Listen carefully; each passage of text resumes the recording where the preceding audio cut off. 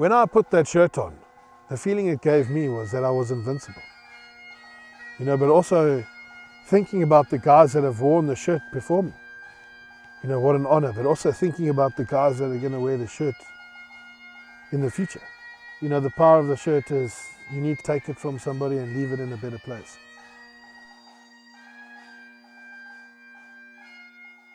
There was 1994, first day of school at Pretoria Boys High school, and being a Form 1, the first day is usually orientation assembly with masters, and there was a specific master, Mr. Peter Kirsten, who was taking this assembly. And I still remember something that stuck with me, for forever was, "Good morning, boys." And we're like, "Good morning, sir." And he's like, "I just want to let you know that you guys are lower than shocked."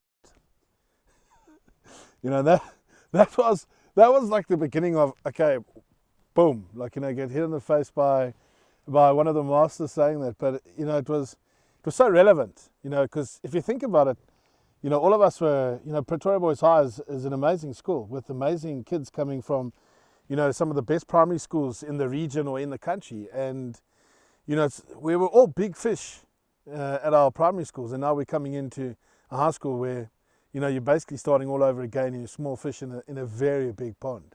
So it was so relevant in the sense that, it just brought us back down to earth, like, okay, boom, that's the level I'm at.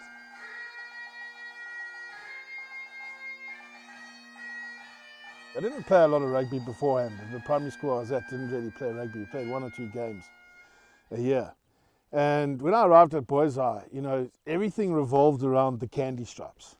Everyone talked about the candy stripes. And the candy stripes is the first team rugby team of Pretoria Boys High.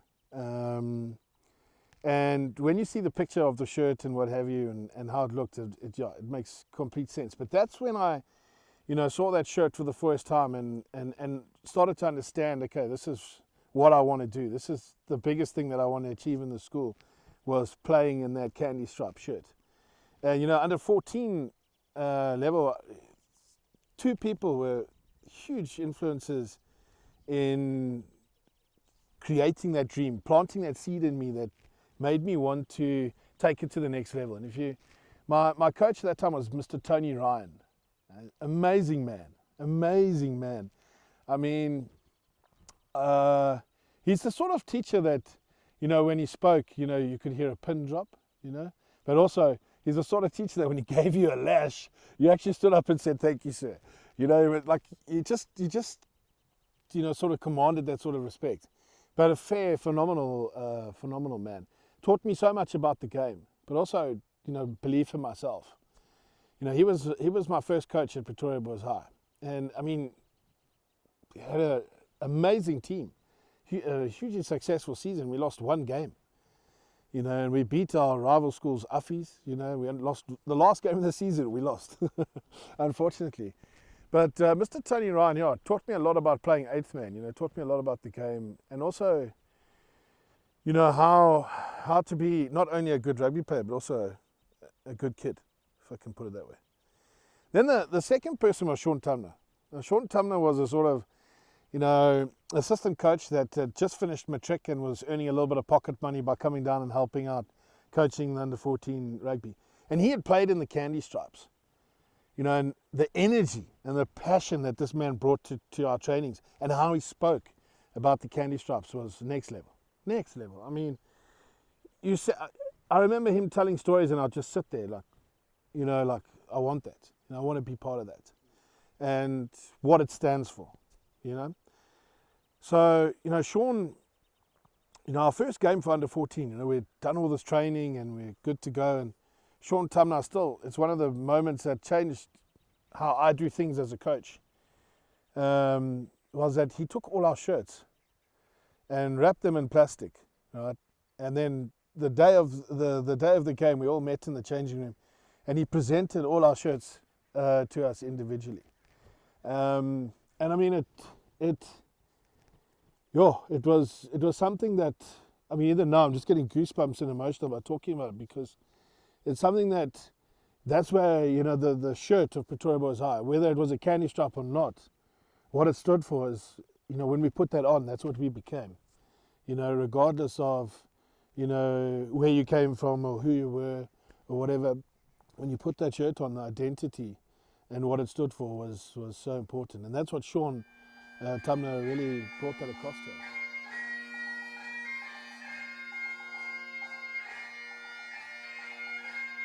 Yeah, okay, so, you know, other coaches at Pretoria Boys High and teachers that had a huge impact on my life was, I'm going to start with Mr. Ants, Mr. Anthony, the Lion of Lebanon, the legend of Boys High Rugby.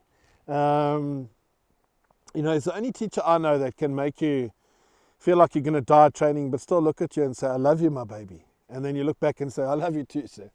You know, I mean, he was that character. You know, he's Mr. Positive. You know, he's, again, a character that when you walk in the room, you know, he just commands that sort of respect as well. Now, Mr. Ants was famous for his out-the-box training. But out-the-box training means basically, you know, if you walk off the field, then you're lucky. You have some serious trainings with Mr. Ants.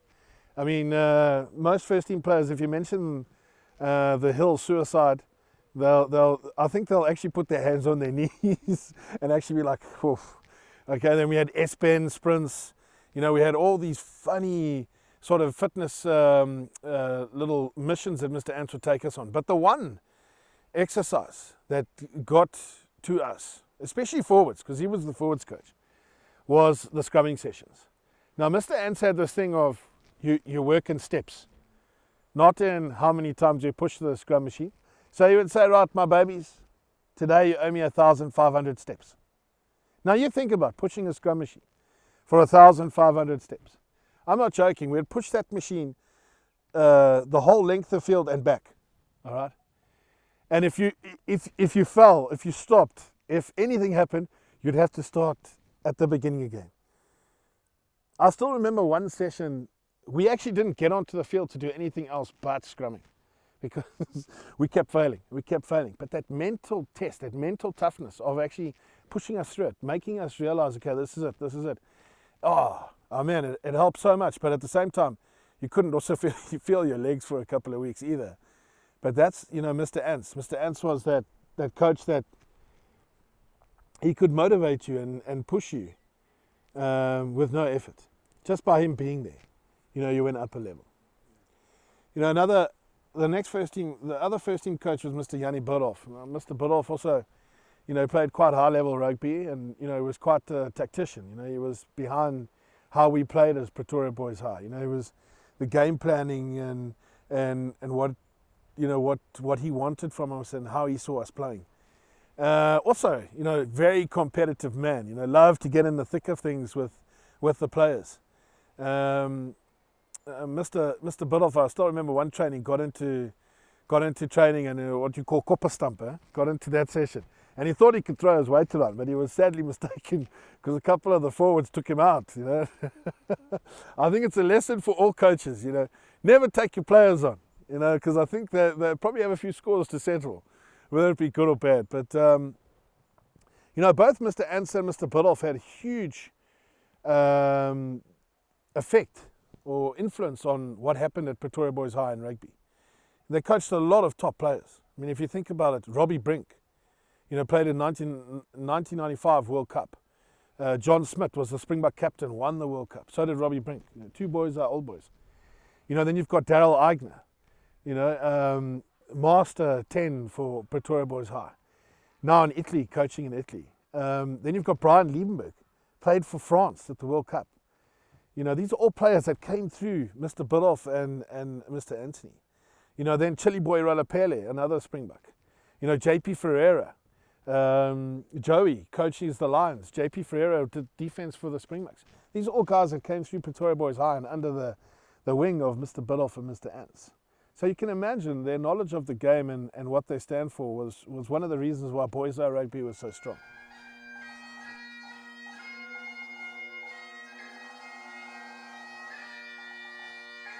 Okay, so Mr. Schroeder was the headmaster of Pretoria Boys High. And basically, his nickname was the boss. When they said, yeah, I'm going to the boss, you know, you're going to Mr. Schroeder. Now, Mr. Schroeder was a 6'6", mountain of a man. And he was, but yeah, an absolute gent as well. You know, I think, to be honest with you, for me, you know, being at Pretoria Boys High was a border that often stayed in. You know, didn't often go home. You know, maybe once a month. You know, you'd have the opportunity to go home. You know, Mr. Schroeder almost turned into like a parent, a dad. You know, that you know, often, the one thing I loved about Mr. Schroeder is that he always knew everyone's names. You know, when he walked down the hall, he greeted you by name. You know, that's something special. You know, that's something that, you know, he takes pride in. You know, he leads by example, but he takes pride in the school and what it stood for.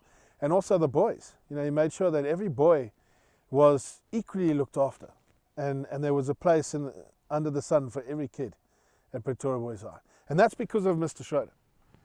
You know, hands down, I still the only headmaster I've known at a high school or in any school that I thought was a total inspiration. You know, one story that will always stick out with me, and it's a bit of a naughty one, but you know, Mr. Schroeder on the England tour, I got in the elevator in the morning and he was standing in there with sunglasses on. I was like, "Good morning, sir." But bright in there, he's like, "Gilbert, your father is the devil." And that's all that came out. And I know my father, so I was like, "Oh, Dad, what have you done?"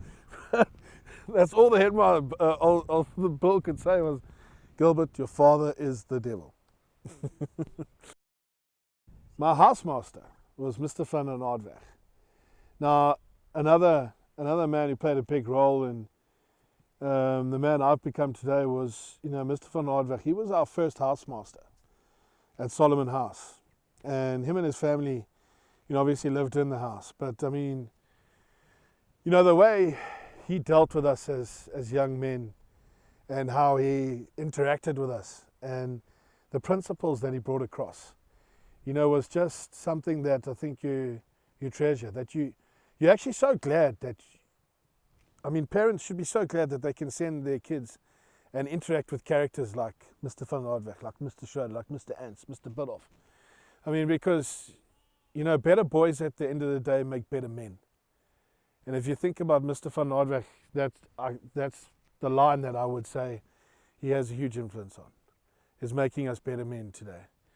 And really appreciate what he did for me personally, in always being there and making sure that, you know, that there was never a dull moment.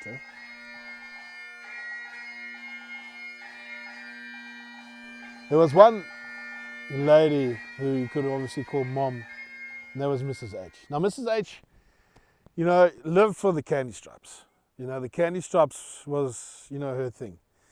Anything with first team rugby, Mrs. H. You know, she had a little office, and all the first team rugby players, if you were feeling down or anything, you went to Mrs. H's room. You know, had a cup of tea and a rusk with her, and you know, she'd quickly put you in your place of, you know, stop being so hard on yourself or toughen up. You know, but Mrs. H was the only other person that ever touched my shirt. So my match shirt was, you know, something that I made a deal with myself that whenever I had that shirt, no one else would touch the shirt except Mrs. H, because Mrs. H washed the shirts. So, you know, she basically had permission to touch the shirt. But if something happened, something had to be sewn on, Mrs. H was there. But also injuries, Mrs. H was there. Still remember playing in a game where I broke my nose, you know, from a punch in a scrum. And Mrs. H came on the field and she looked at my nose and I was like, "It's broken." You know, because I could actually like see it like "It's broken, Mrs. H." She's like, "Don't worry, you're fine, you're fine." I was like, "No, it's broken." And she's like, "Relax." She put her two pinkies up my nose and went, "Pah." And I was like, you know, it just had that, whoa. And then she just shoved Vaseline, pumped Vaseline up my nose, like, "Get back out there." And I was like, "Okay, Mrs. H." You know, that lady had that sort of authority, like, "Toughen up, cupcake. You know, let's go." Yeah, so one day I was sitting with Mrs. H, having that cup of tea and, you know, talking about the shirt and talking about playing for Pretoria Boys High and the candy stripes. And I'll never forget, she said, "You know what, put the shirt under your pillow at night, the night before the game. Because that shirt's going to make you dream of things that you probably think you cannot achieve while you're awake. And it was so true, because I mean, I remember on the Friday nights before games, I used to put that shirt under my pillow and I used to sleep. And I'll tell you what, the next morning I woke up, I think I won the World Cup, the Tri-Nations, whatever, but also scored a try in that game, did this. You know, it was a story that will also sit with me forever, the power of that shirt, you know. I'll never forget one teacher. His name was Casper van Rooyen. He was the business economics teacher, but also the shooting coach. But, you know, a staunch Afrikaner. But, you know, for some reason, didn't really like me too much, you know. So, you know, whenever I went to his class, he would kick me out for either smiling or, you know, just being me, or, you know, saying good morning too loud or whatever. Gilbert, get out my class, you know. I still remember, even when I became a prefect, a school prefect, you know, I came into the class all proud, you know, like, sir, I'm a prefect. And he was like, I don't know what's happened to the school. It's a disgrace. Get out my class. And the reason being, I think one of the reasons being is that, you know, I often used to, you know, have a little bit of banter with him, you know. But I mean, he was quite a character. Some of his quotes and jokes were, I don't think he was joking. I think they were serious. But, you know, for example, when we were causing trouble in class the one day, he was like, all right, I've had enough. Both of you three, follow me to the office. I'll be right behind you. And you're like, follow me to the office. I'll be right behind you. Both of you three, you know. You know, and then the one day, he never said litter. Never said litter. He always said document. So he'd walk past you and say, Boet, pick up that document. You know, and I was like, document. Okay. And he used to have this motorbike. So he said, the one day came into class all angry, and he's like, gentlemen, somebody had the audacity to put documents in the rear excretory system of my motorized motorbike. Well, you know, how do you take a guy like that seriously? We were like, and then basically all got kicked out, you know, so yeah. And I can go on for days. I mean, another one which I loved was, you know, when it was a nice cold day, he would say, hey, Boet, close the window, the climate's coming in. But I think that the two best stories about Mr. van Rooyen, I mean, look, he had a heart of gold. He was there for the school. But one day we came from break, and Mr. van Rooyen's class, and he walked past us and he said, right, who's been smoking? So obviously no one owned up. So he said, right, okay, gents, make a straight stripe around the corner, and everyone put your hands out like this. Well, we're standing there with our hands, and now he's going and he's smelling everyone's hands. Now the guys that were smoking, you know, put their hands where they shouldn't, you know, in their bags. and Mr. van Rooyen gets to his hands and he's like, yeah, Boet, do you crap your gat? Well, again, I started killing myself. It's like, Gilbert, get out. I got chased again. And then I think, you know, there's a beautiful photo of myself, Ryan, Jeffrey, Neil Slubbert, and Francois Olivier. Now, we were the closest of mates at Boys High. And the last story about Mr. van Rooyen was, you know, he always looking to bust us. You know, as matrics, you know, at the end of the year, most of us had licenses. You know, we could drive cars. So we would park our cars. And now, the one day, Francois is driving the car, and out of the blue, you know, out of the bush comes Mr. van Rooyen. Stop it. So everyone, yes sir. He's like, let me see your license. So he gave the license. And he's like, hey Boet, this says drive with glasses. Wear your bloody glasses. So he says, sir, I've got contacts. He's like, I don't care who you know. Wear the glasses. He's like, no sir, I have contacts. Oh man.